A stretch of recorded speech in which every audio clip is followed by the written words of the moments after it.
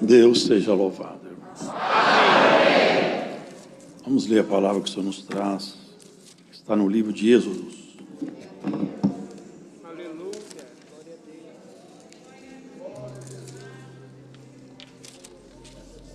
No capítulo Êxodo, capítulo 7.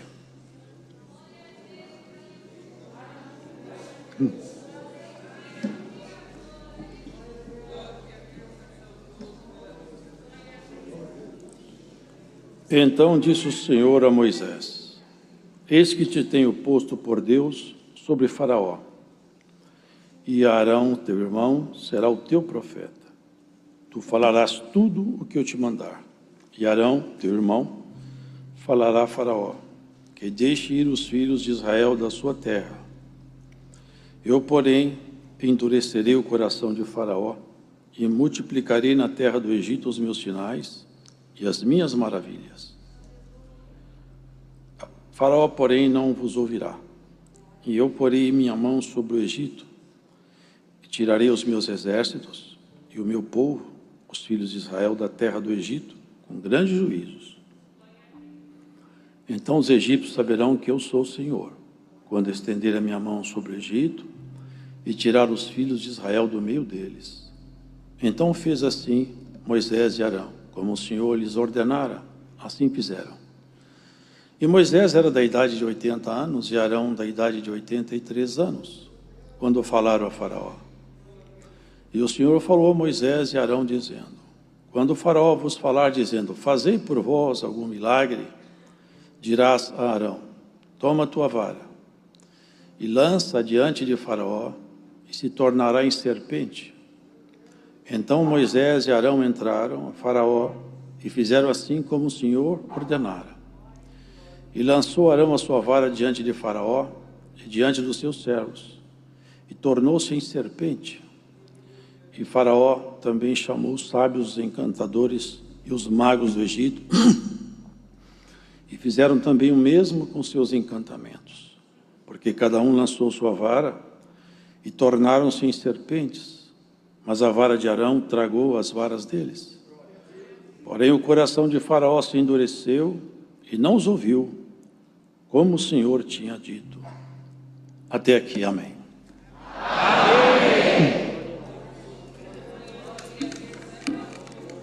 Aqui, irmãos, nós vemos um episódio narrado no texto desse livro, que retrata parcialmente a saga, a história do povo hebreu, e notadamente esses líderes, homens que Deus achou neles confiança, para, por intermédio deles, então fazer o povo de Israel, o povo hebreu, naquele tempo, poder se livrar da mão de Faraó. Muito tempo havia passado desde uma promessa levantada em Abraão. O texto bíblico fala de 430 anos, e eles estavam agora no momento de abandonar, fugir, se livrar daquele jugo pesado que Faraó estabeleceu sobre a casa dos hebreus. Aos poucos, Faraó foi apertando e apertando cada vez mais, até se tornar insuportável. O povo hebreu já não suportava mais o jugo. Faraó, tomado por uma força estranha, ele exercia uma pressão enorme sobre o povo hebreu. E não por acaso, quando Moisés, na época de Moisés nascer, ainda houve um decreto mais terrível, mais maligno, alguma coisa inusitada até, porque o faraó mandou matar todas as crianças. Os irmãos lembram que assim mesmo foi feito quando o Senhor Jesus nasceu, porque a força escondida atrás das ações de alguns dirigentes não são conhecidas da maioria das pessoas, mas nós conhecemos qual é a força que age nos bastidores dos homens. E essa força exercida sobre aquele homem que que governava o Egito. Então começou a mortandade de crianças, e foram mortas tantas crianças. O alvo, o objetivo central, era matar um mensageiro escondido. O mensageiro, ele não sabia quem era, ele estava escondido. Matando todos, matava o mensageiro por consequência. Mas a pessoa que é guardada por Deus, não há seta maligna que atinja ele. Quando chegou a vez de Moisés, os irmãos conhecem bem a história, ele foi colocado num cesto junto à margem do rio, e aquele cesto foi dar exatamente aonde estava a filha de Faraó. E a filha de Faraó viu a criança, na verdade suas donzelas, e mostrar, fala como esse menino é bonito. E pelo traço é filho de hebreus. Se eu quero esse menino para mim, e acha uma dessas mulheres que perderam os filhos por causa desse assassinato brutal, e traga uma dessas mães de aluguel, que eu quero que ela amamente esse menino. A menininha chamou a mamãe de Moisés. Como Deus tem uns caprichos, né? Deus fez a mãe receber salário para cuidar do filho que foi jurado de morte pelas trevas. Vocês percebem, irmãos, que a nossa vida não é fruto de acaso, e que Deus está no comando, e é Ele que exerce o comando sobre a nossa história. Aquele menino tinha uma missão escondida, que nem ele sabia. Ele foi doutrinado dentro da casa de Faraó. Se os irmãos puserem atenção aqui, vocês vão ver que o Egito foi uma nação que fez um pacto com as trevas e tinha uma autoridade no mundo subterrâneo, nas ciências ocultas, assustadora.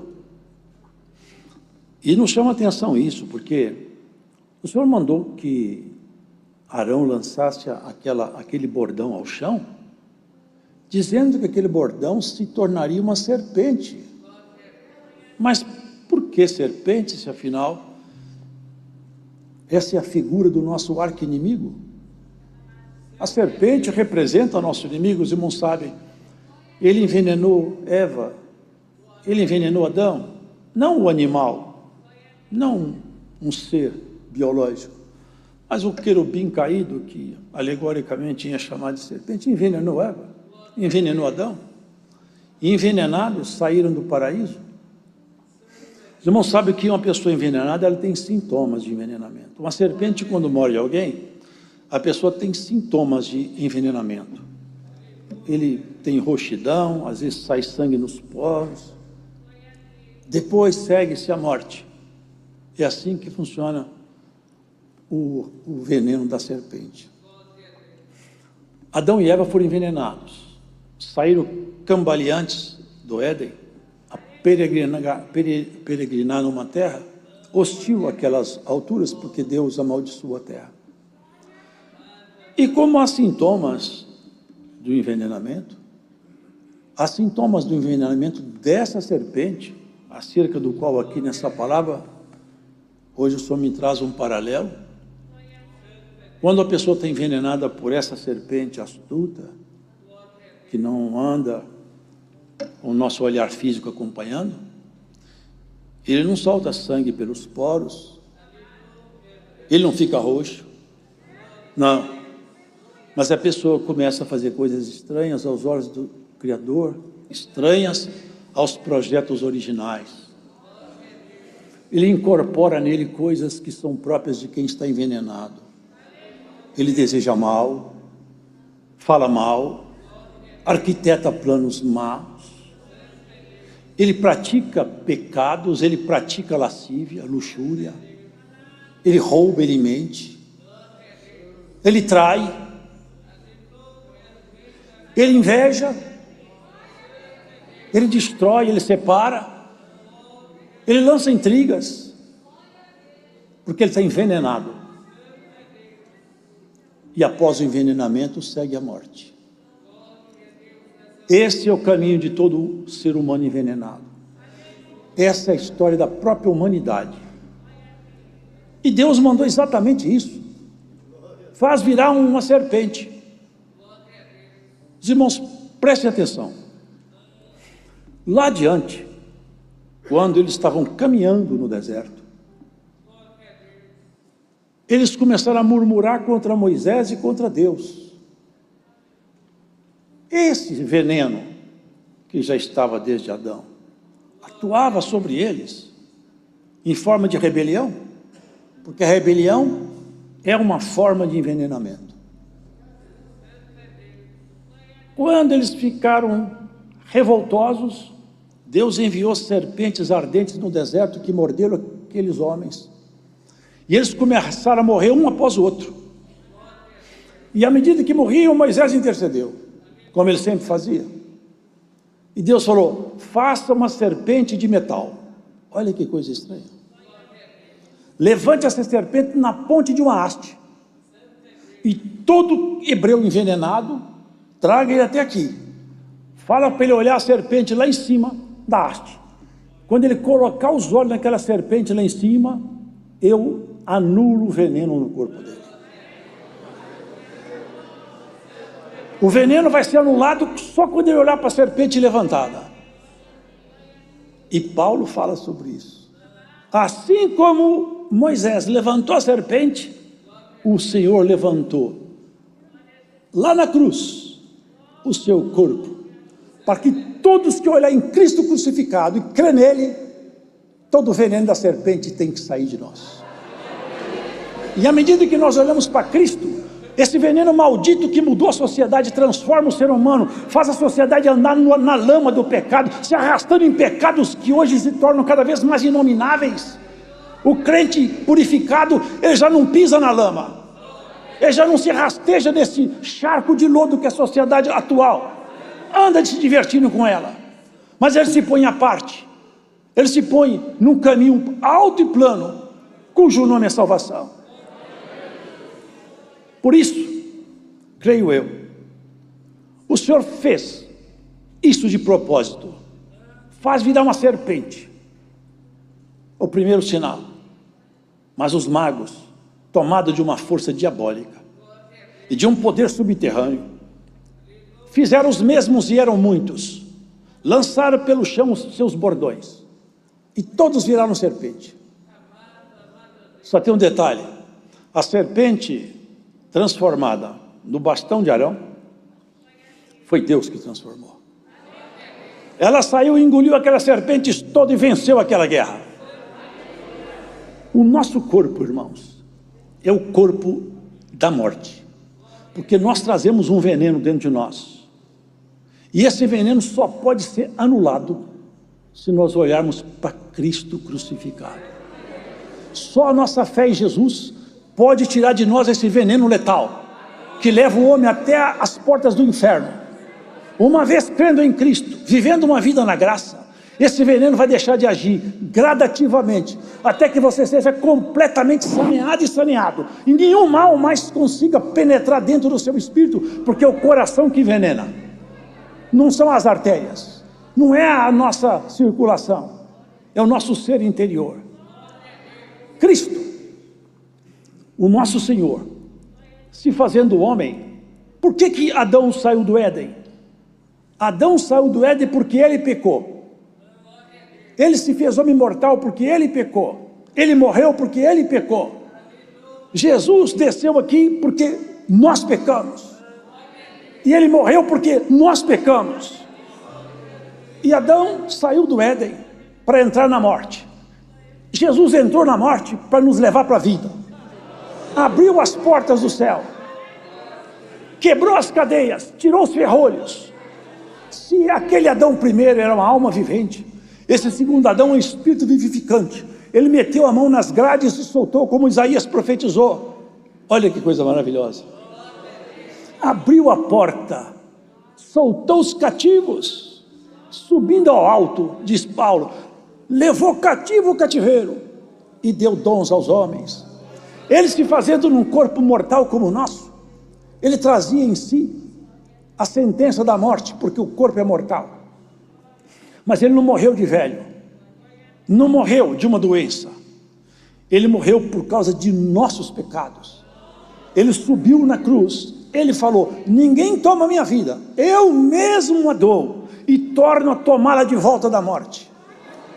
E descendo à sepultura, se levantou. E hoje, ele está sentado à direita, à destra do poder. Todo o poder lhe é dado. Nem o querubim mais alto do céu abre a sua boca quando o Senhor se levanta. Nenhum na plenária do céu, ninguém fala quando ele fala. Quando a sua voz se levanta, ninguém mais fala, só ele fala. E quando se trata do assunto da igreja, quando algum assunto envolve a igreja, diz assim: a sua voz é como a voz de muitas águas. Águas representa povos e multidão. Quando tem alguma causa envolvendo um crente, Cristo levanta a sua voz e fala: esse é meu, essa é minha, o assunto dele é comigo. O assunto dela é comigo. Glórias ao Senhor. Ele se fez um homem para nos fazer parte integrante de Deus. Se abaixou para nos levantar, se humilhou para nos exaltar, serviu. Tudo que um homem pode desejar na natureza humana, ele fez o contrário. Ele era humilde, não tinha dinheiro, não tinha estudo, era feio. Ele não tinha nada para mostrar na sua natureza humana. Mas quem chegava perto dele, e quando a sua boca se abria, está escrito sobre ele: a graça se derramava nos seus lábios. Eu creio que o Senhor fez de propósito transformar aquele bastão em serpente. E eu creio que ele fez de propósito o segundo sinal também. A hora passou. Eu creio que ele fez de propósito, porque ele fez as águas virar sangue. E esse homem bendito, esse santo, o rei, o vencedor de tudo, o primeiro sinal dele foi fazer água virar vinho. Inaugurou uma nova era, porque o vinho, ele tinha uma significação futura na aliança. Olha, tudo que Deus faz está rico em detalhes e segredos. Às vezes falta competência espiritual para entender. Mas esse livro aqui é diferente de todos os livros que você já teve acesso a ele. Porque esse livro aqui foi inspirado pelo Deus Altíssimo. Aqui só tem coisa santa e pura. Atrás dessas letras tem riqueza, tem ouro fino saindo daqui. Dessas letras aqui destila riqueza pura e genuína. Destila vida e poder. E se a palavra de Cristo penetrar em você, arranca de você o veneno da serpente.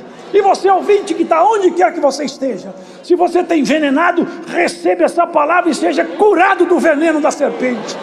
Glórias ao Senhor. Que o Senhor cure cada um de nós daquele resíduo de veneno que tem em nós. Porque tem resíduo que fica, tem resíduo que permanece, tem desejos ocultos em nós, que se fosse revelado em público, nós esconder debaixo dos bancos. Mas Cristo quer não te envergonhar em público, mas te honrar numa visão celestial de encontro, pela palavra aceita. Se você percebe que algum ponto do seu coração está envenenado, receba o antídoto para o veneno da serpente. Jesus, quando veio, enfrentaram ele os escribas, os sábios, os doutores, os intérpretes da lei, cercaram, mandaram mensageiros, todos cercaram com dilemas, com perguntas difíceis, com perguntas que eram para torná-lo condenável. Não dá para citar todas, mas os irmãos, só para ter uma ideia.